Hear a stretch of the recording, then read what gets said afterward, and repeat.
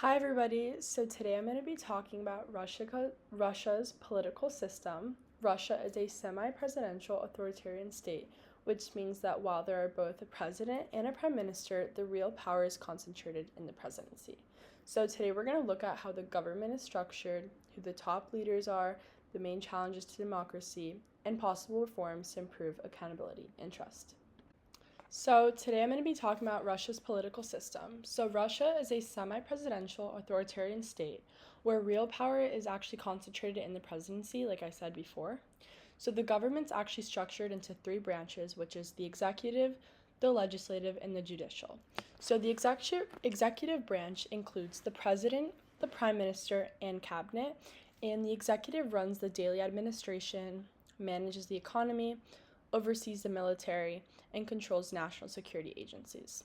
While the legislative, which includes the Federal Assembly, is bicameral, which is made up of the State Duma, which is also known as the lower house, and the Federation Council, which is also known as the upper house.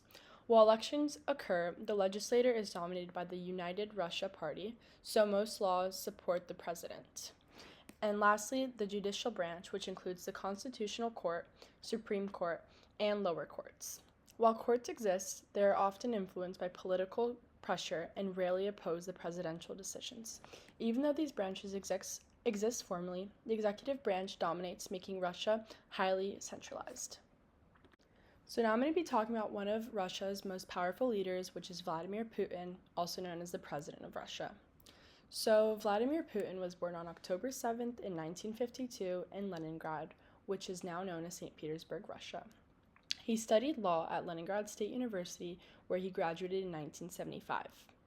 He then joined the KGB, which is also known as the Soviet Union Security Agency, and served as an intelligence officer for almost 16 years, including a posting in East Germany.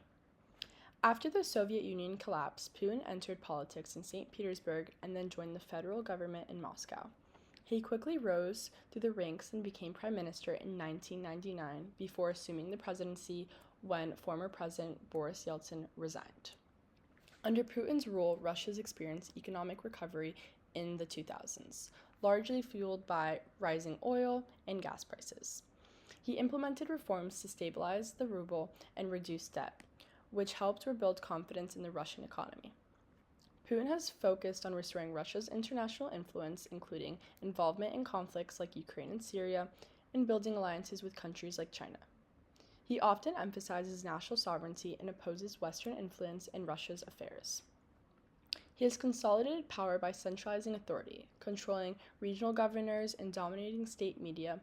Opposition leaders, the independent journalists, and protesters often face restrictions or arrests due to his power. So in 2020, Putin pushed constitutional amendment that could allow him to remain in power until the year of 2036. These changes also strengthen presidential authority over the government and legal systems. So, while Putin remains popular among many Russians, especially for his role in stabilizing the country and restoring national pride, many critics argue that his rule is authoritarian, which suppresses political opposition, limits freedom of speech, and concentrates wealth and power among many elites. Next, I'm going to be talking about Mikhail Mishustin. So, Mikhail Mishustin was born on March 3rd, 1966, in Moscow, Russia. He studied systems engineering at the Moscow Institute of Electronic Technology and later earned a PhD in economics, focusing on computer-based tax management systems.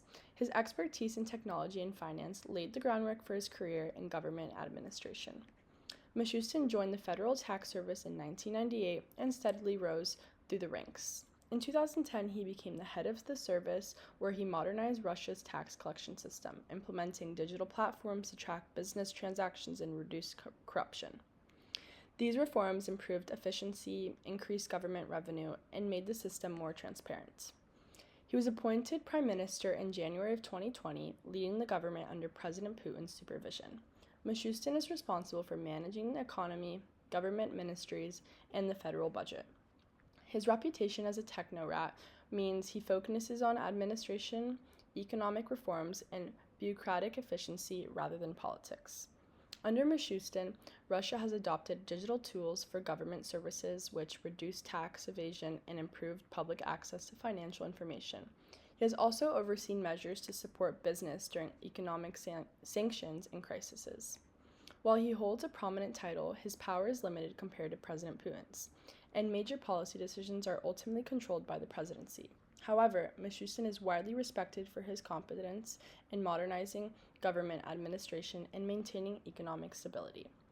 Many experts see Mishustin as a figure who could continue to play a key role in implementing reforms, especially those related to digital governance, economic modernization, and anti-corruption efforts, while remaining loyal to the president's agenda. Next, I'm going to be talking about Vyacheslav Volodin. So, Vyacheslav Volodin was born in 1964 in Saratov Oblast, Russia. He studied at the Saratov State University, where he earned a degree in engineering and later pursued political and administrative work in regional government. Volodin began his political career in the regional administration of Saratov and gradually moved to Moscow, where he joined the federal government. He became known as a skilled political strategist and administrator trusted by key leaders in the Kremlin. He previously served as Deputy Prime Minister and First Deputy Chief of Staff of the Presidential Administration, coordinating domestic policy and political strategy. In these roles, Volodin was responsible for ensuring that the government initiatives were implemented effectively and aligned with presidential priorities. So, since 2016, Volodin has been chairman of the State Duma, Russia's lower house of parliament. In this role, he oversees legislative process and ensures that all major laws reflect the interests of presidency and the United Russia Party. Volodin is one of the most influential parliaments in Russia. Despite being formally below the president, he plays a key role in shaping domestic policy, controlling the legislative agenda, and managing party discipline within the Duma. Volodin has been instrumental in passing laws that restrict opposition, limit protests, and regulate NGOs and media, contributing to the centralization of political power in Russia. He is also involved in crafting legislation that strengthens state control over information, particularly online media and social media networks. Volodin is viewed as a loyal ally of Putin, ensuring that the legislative branch supports presidential directives.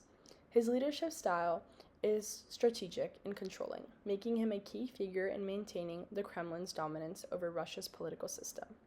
Volodin's work ensures that the State Duma functions less as a check on the executive branch and more as a tool to implement the president's agenda, which is a central feature of Russia's semi-presidential authoritarian system. So now I'm going to be talking about some current issues that have to do with democracy in Russia. So, freedom of speech, press, and assembly is heavily restricted in Russia. Independent journalists, opposition figures, and activists often face harassment, arrest, or legal charges for speaking their opinion. Many civil society organizations are labeled as foreign agents, which limits their funding, operations, and ability to participate in public life. Social media and online platforms are also monitored and censored, reducing the public's ability to access alternative viewpoints.